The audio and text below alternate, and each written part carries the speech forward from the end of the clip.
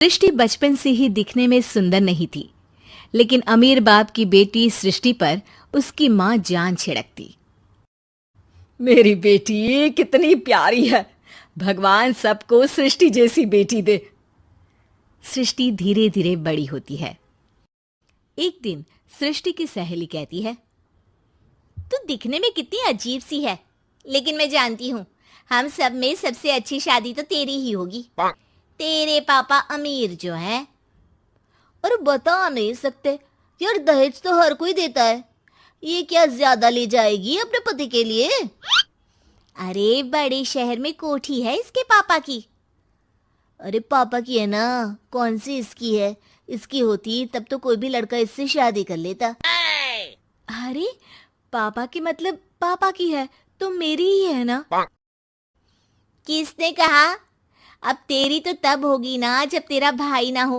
वैसे भी शादी के बाद सारी प्रॉपर्टी भाई के नाम होती है। सृष्टि समझ जाती है कि उसे किसी भी हालत में माँ बाप की सारी प्रॉपर्टी को अपने नाम करना है, लेकिन कैसे? एक दिन सृष्टि का भाई शीनू कहता है, बहन क्या कर रही है? तुझसे एक बात करनी है। अरे हाँ करना, मैं तो तेरी बहन हूँ। बहन मेरी लाइफ में ना एक लड़की है, बहुत अच्छी है। मैं सोच रहा हूँ माँ और पापा से बात करूँ शादी के लिए। सृष्टि को समझ में आ जाता है कि भाई की शादी होते ही भाभी उसे एक दिन भी घर में बर्दाश्त नहीं करेगी। क्या बात है भाई, बताना कौन है वो? यार वो बहुत अच्छी लड़की है, पढ़ी लिखी है, मेरे साथ जॉब भी करती है। बस एक प्रॉब्लम है। हाँ प्रॉब्लम? क्या प्रॉब्लम है भाई?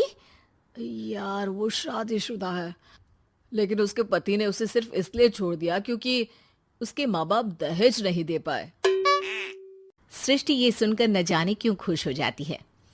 अरे भाई तो क्या हुआ, लड़की तुझे तो पसंद है ना?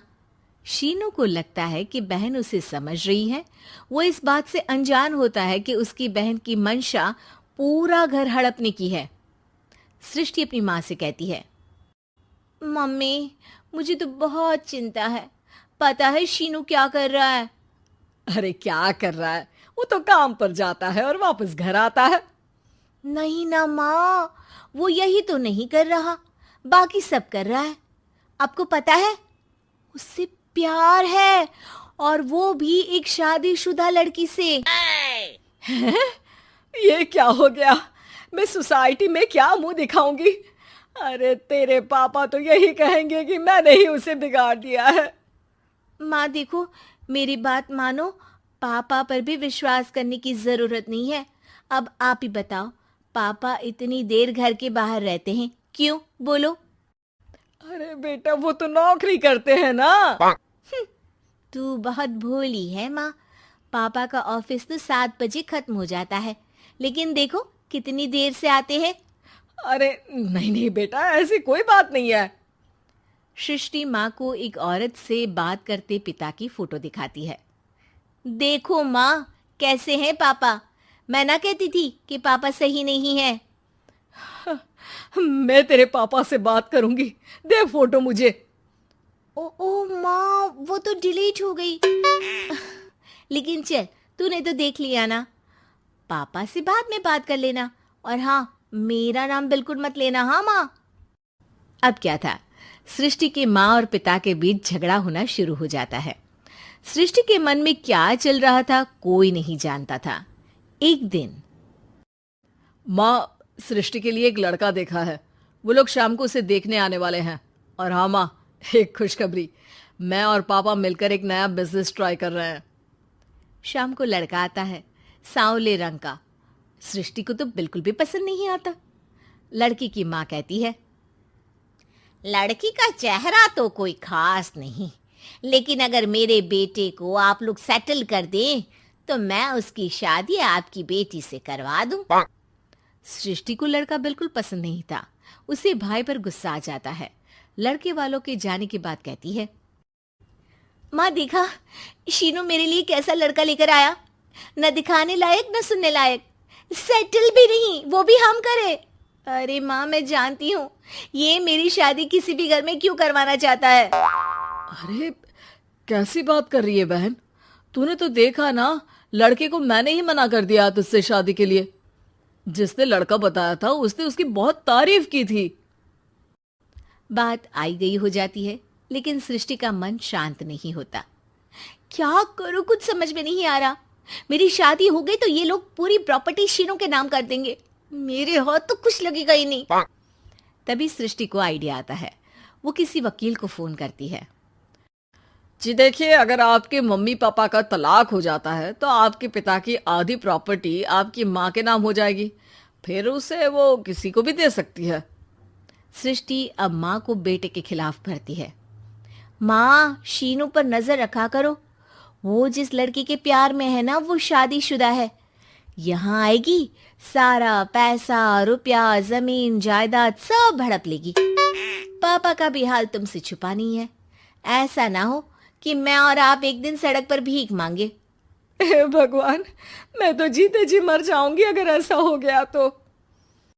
ऐसा हो गया नहीं माँ, ऐसा ही होगा। अभी समय है, आगे का सोच लो। मैं तो कहती हूँ पापा से आधी प्रॉपर्टी लेकर अलग हो जाओ। पापा की आधी प्रॉपर्टी भी हम लोगों को अगर मिल जाती है ना, तो अगले 7 जन्म सफल समझो। बेचारी माँ बेटी के कहने पर पति से तलाक लेकर अलग हो जाती है। सृष्टि अब पैसों से गाड़ी और अपने दूसरे महंगे शौक पूरे करने लगी।